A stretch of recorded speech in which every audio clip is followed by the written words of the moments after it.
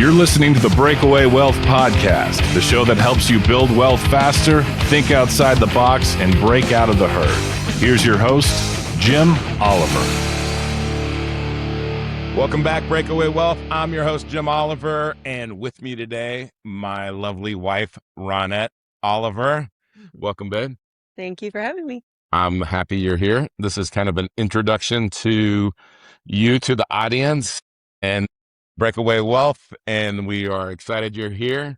And so I just wanted to have you tell everybody a little bit about yourself before we jump in and talk about couples and money and some of the perceptions about money that you brought into this relationship, and maybe some of the things that I'm trying to teach you about how money really works. Sure. But, so go ahead. Okay. Yeah, sure. So my name is Roni, and I previously always worked in senior living, retirement communities, working with, many people who have saved up for their retirement, saved up for their future. I worked in that industry for about 20 years.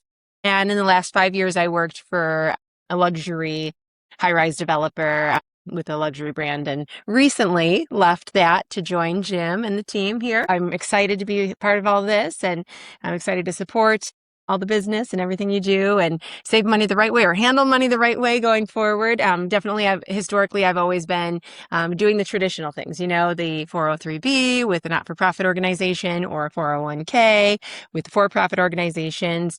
And of course, Jim and I, we met 4 years ago and more recently reconnected and fell in love and got married, and just, now we're diving into a new way of doing things, and we're commingling our money and putting things together and just figuring out the right way to plan for the future and to handle things now and to flourish financially. So it's going good. I'm excited to be a part of it and excited to learn more. One of the first things I asked him for was a copy of his book so I could read it when we started dating, and, just kind of Jim's been sharing with me a little bit more about how he's handled things and how he grew in his knowledge of finances and the best way to handle money, and ultimately to be your own bank in a way so that you can, buy businesses and flourish and have passive income and things like that. So we're both excited about the journey and excited to partner up on it, and excited to get to know all of you over time.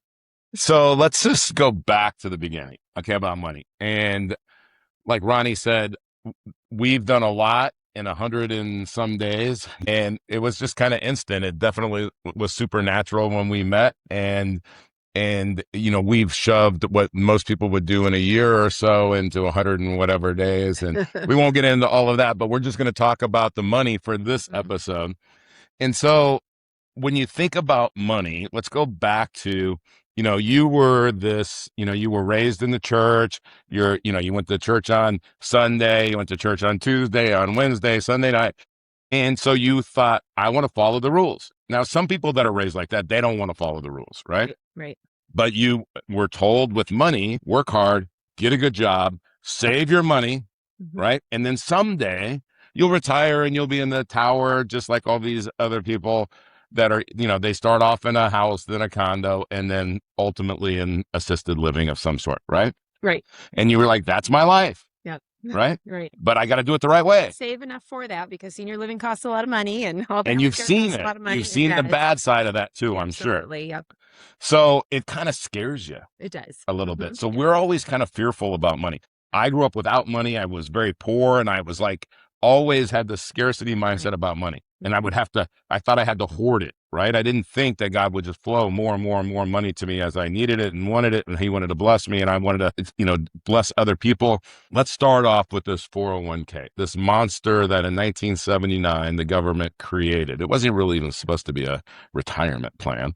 And before that, people had pensions. Right. You'd work at a job for 30, 40 years at a company, right, and they would guarantee you lifetime income. Right. Right. So people would come down to Arizona, Florida, and they would live forever. Right. I mean, well, not forever. They'd retire and then until they died, have right? some income. Yeah. And they'd have some income. But what happened is people started living too long. Right. And so these guarantees of all this. And so the IRA and the 401k were created to save Wall Street, really.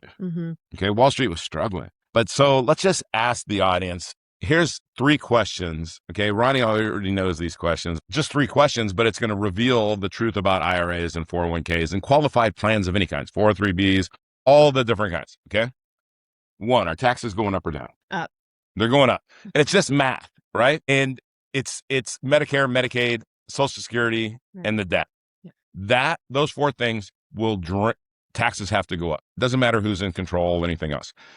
Second question, the dollars in your pocket, are they worth more today or in the future? Today. Absolutely. Right. Because when I was a kid, I'm much older than Roni. Okay. When I was a kid, I could buy 5 candy bars for $1. Right.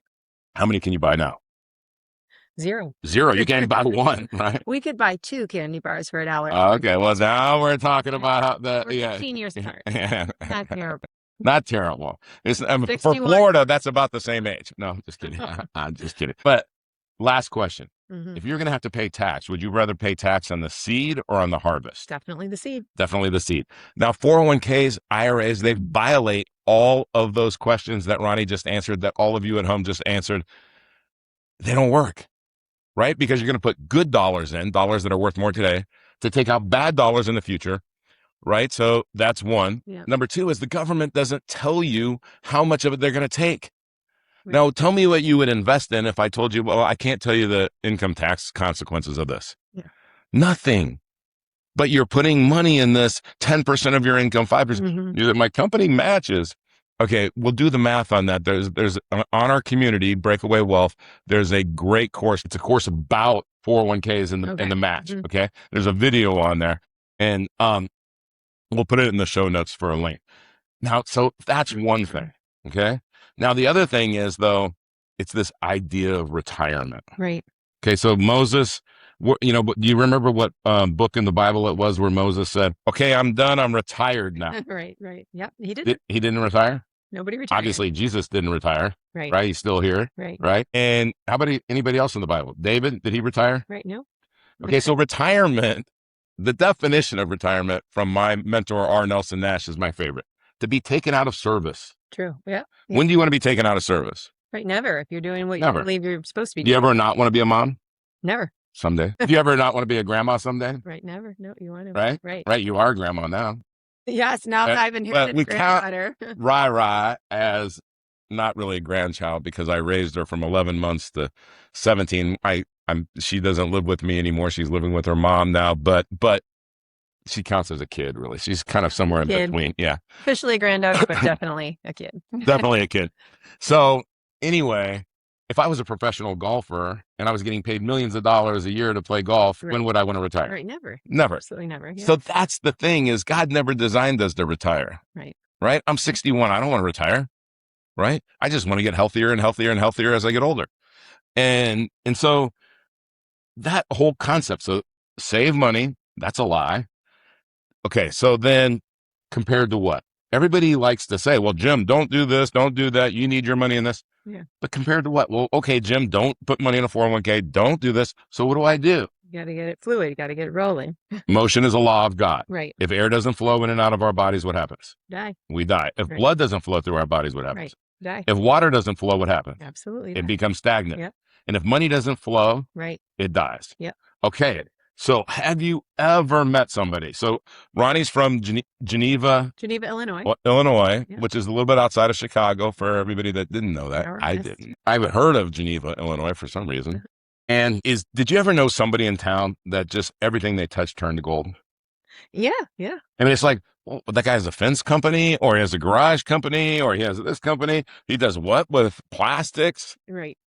Right? Yep. But they always had money. Right. Now, maybe they were driving a car, whatever car, but they're spending this amount of money on this amount of money on this.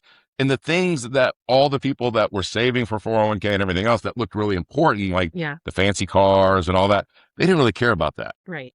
But they always had everything that they wanted, and they had more than they needed. They had more money. It was kind of like The Millionaire Next Door. Have you ever heard of that book? Yes. Tom Stanley, way back in the day.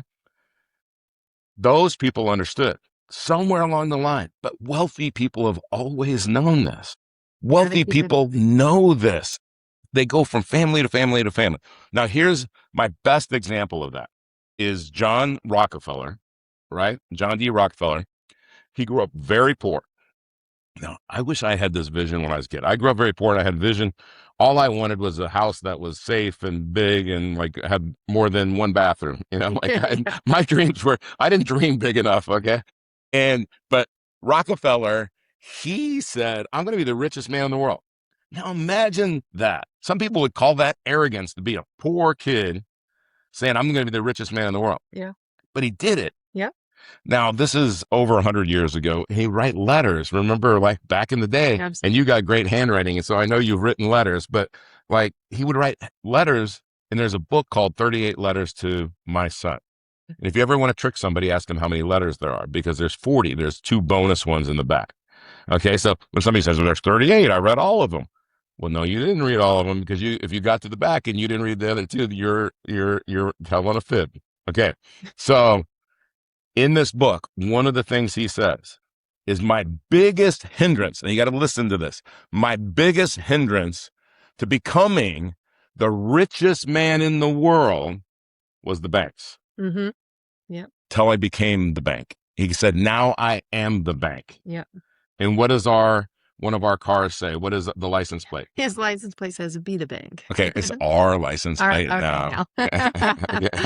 But be the bank, right? Now, I only get 6 letters. Now, if you can come up with something better than that, I'm sure you can. You're smarter than me. But I wanted something that says you gotta be the bank, right? You're from almost Chicago. Be the bank, right? Is that a Chicago thing? Right. Yeah. So like jardiniere. Yeah.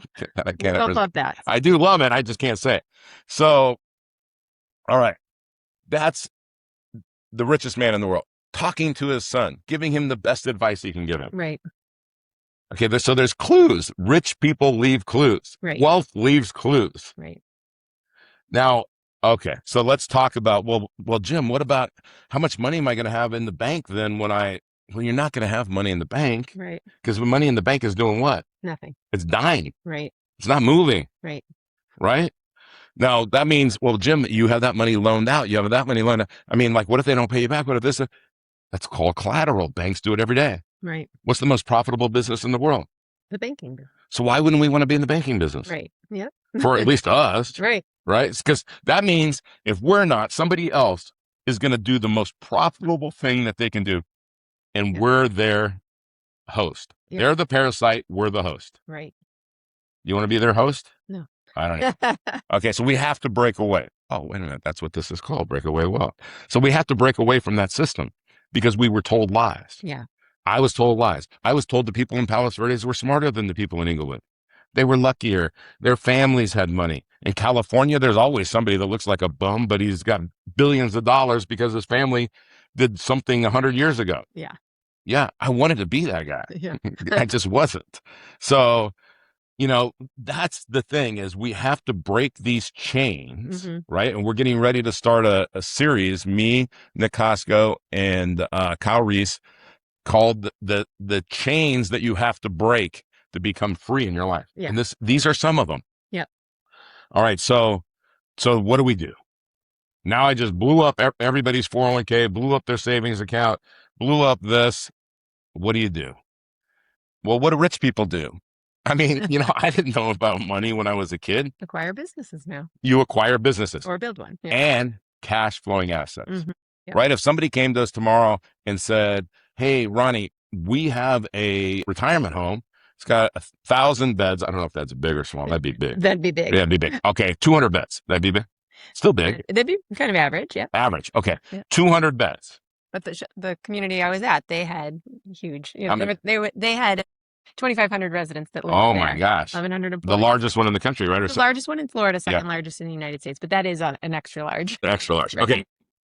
They're probably not going to come and want to sell that to you and me. No. But how about somebody selling us a 200 retirement community? Yeah. Small retirement community, 200 beds. Mm-hmm. Okay. No, we could make money with that, right? Oh, absolutely. 7 figures?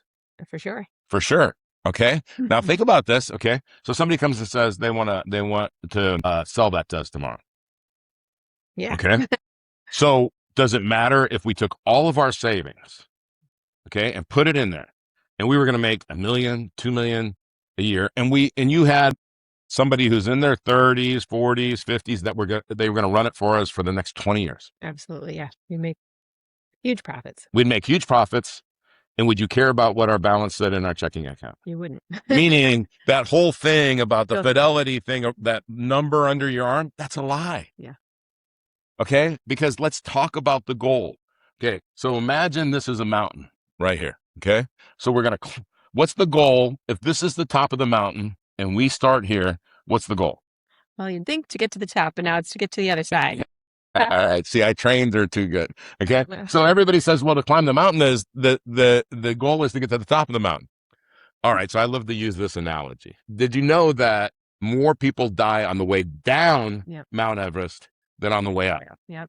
And that, you know what their loved ones say? Well, at least they got to see the top.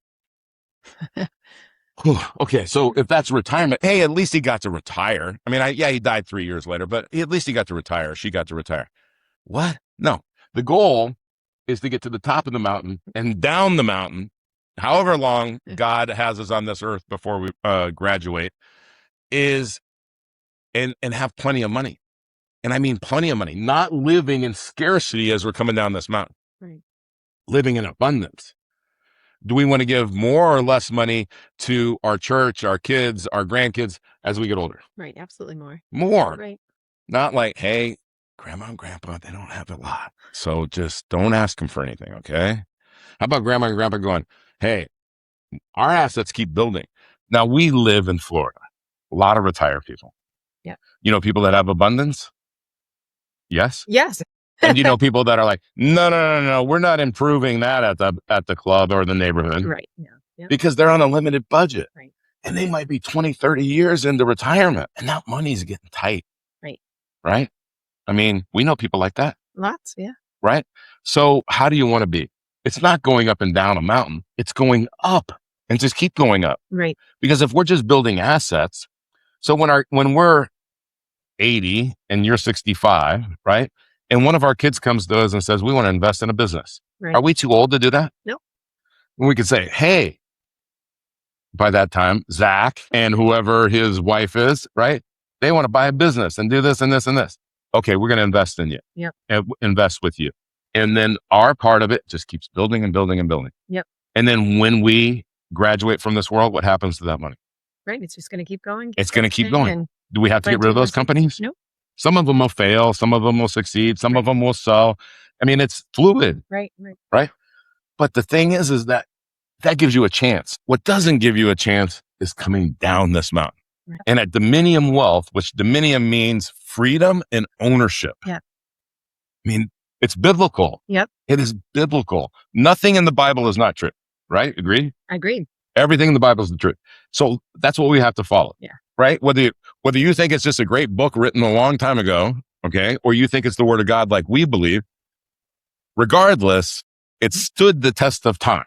Absolutely. Right? Mm-hmm. Okay. So that's what Dominium Wealth, that's what we do. It's all about. Yep. It's about guiding. Yep. You know, we just had a guy on the show that was a rancher from California, huge, right?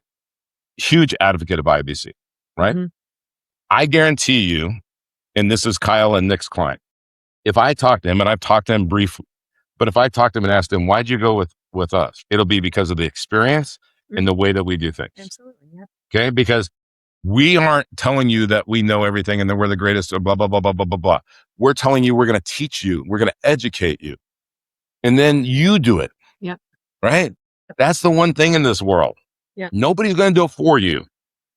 Now, if you happen to be the janitor at Google, or your best friend was, started Apple or something, or, or Facebook, or then you know what? You hit the lotto.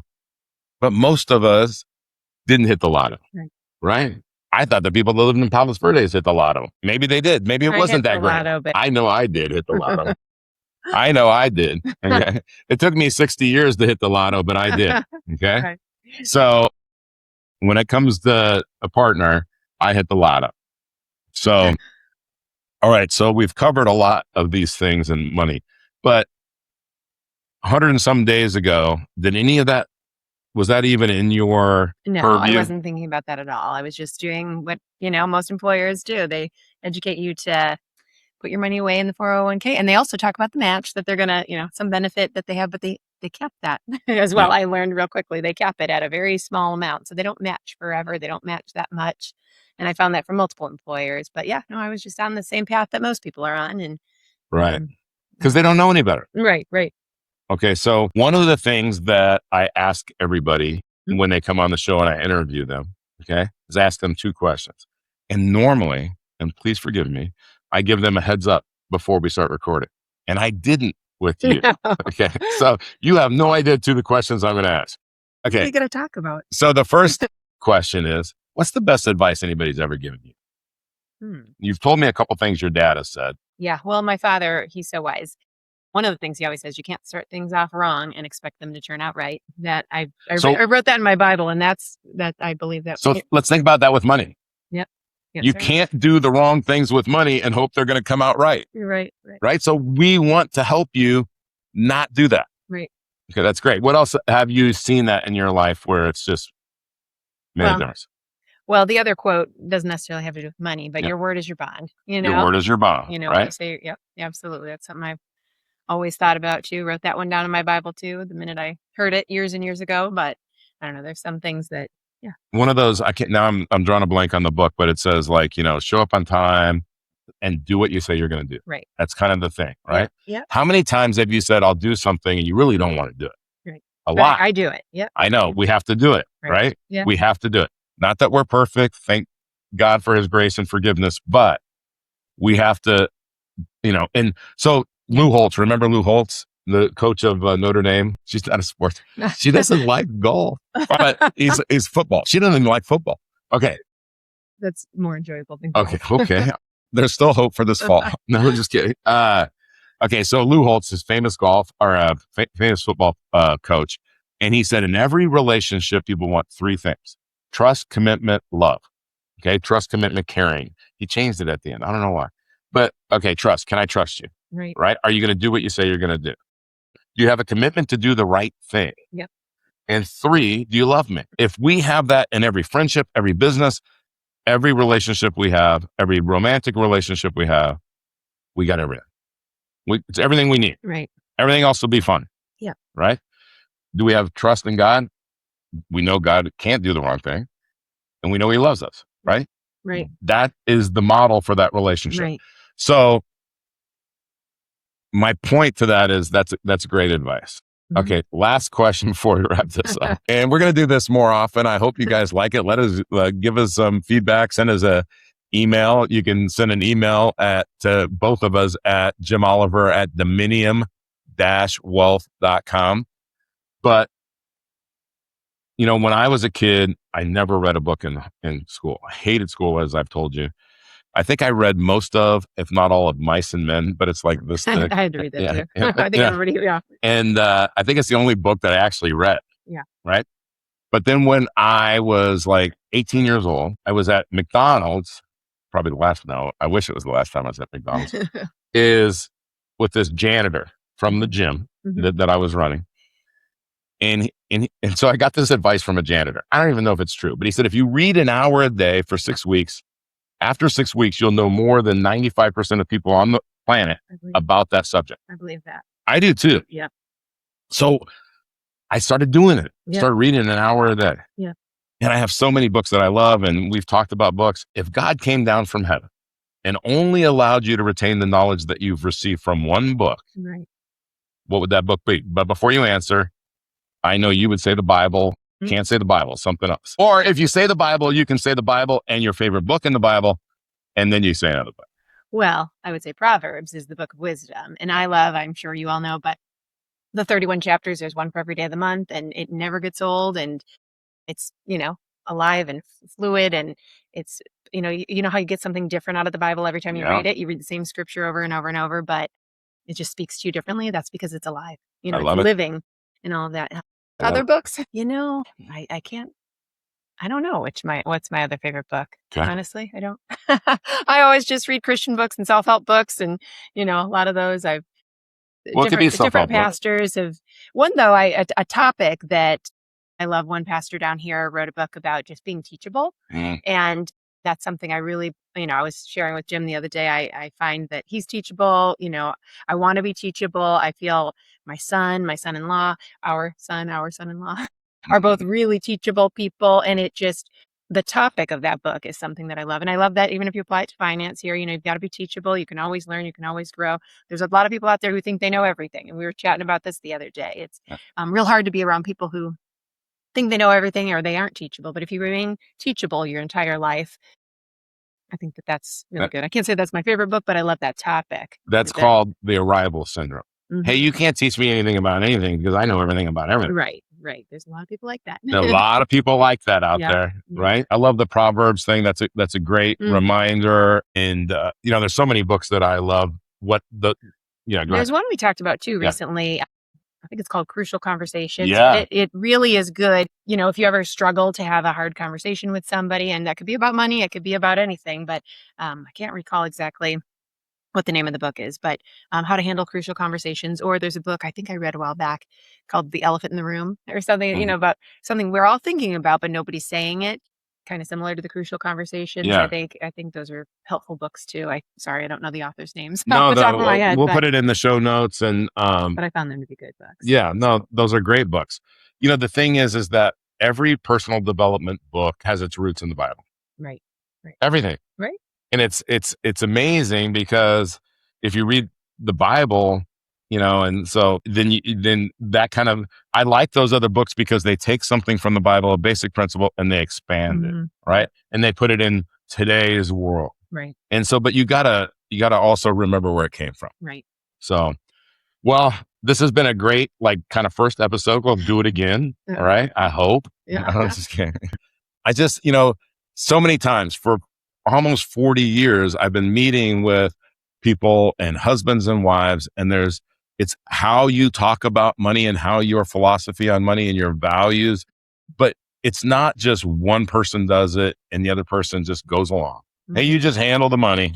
Mm-hmm. That's just not how it works. Not a wise thing to do. Not a wise thing to do. Both should be fully knowledgeable. Fully participatory, and on the same page. Absolutely. Right. And if one person thinks, no, we got to hoard this money over here, then they just need to understand it better. Yeah. And so, knowledge does not equal understanding. Yeah. So how do you get from knowledge to understanding? Is sometimes you need a coach. And that's where Dominium Wealth comes in. We're passionate about this, if you can't tell. Roni's becoming passionate about it. I'm so excited that we have all these kids now. I have 4, but feels like 5 because our son-in-law has been Cole, in pictures since the kids were 14. So 8 years now. And so we have everywhere from 38 to 10. Yep. That's a pretty wide range. Yeah. I know she looks really good for 30. No, that's my. That's right. And so we have 8 kids and we love them all. Yep. And we're about ready to leave to go see one for a birthday celebration. And Jim's wanting to train some of them in this too. And I'm excited for that. And they will join the team as if, if it's appropriate and they want to do it and they're excited about it and they're passionate about it and it's part of God's purpose for them. And so we just thank you for your time. Thank you for listening. And we're going to wrap this up, Roni, like we do all the time, every episode, with the incredible words of Earl Nightingale and the strangest secret: whatever you think about, you'll become. Here's the key to success and the key to failure. We become what we think about. Now let me say that again. We become what we think about. Once again, thank you so much for taking the time to hear what was shared on today's podcast. If you are looking to discover new wealth building strategies, join our free online community and get access to free courses and in-depth training videos designed to help you build wealth and break away from the herd. Click the link in the show notes to access the community today. Thanks again for listening.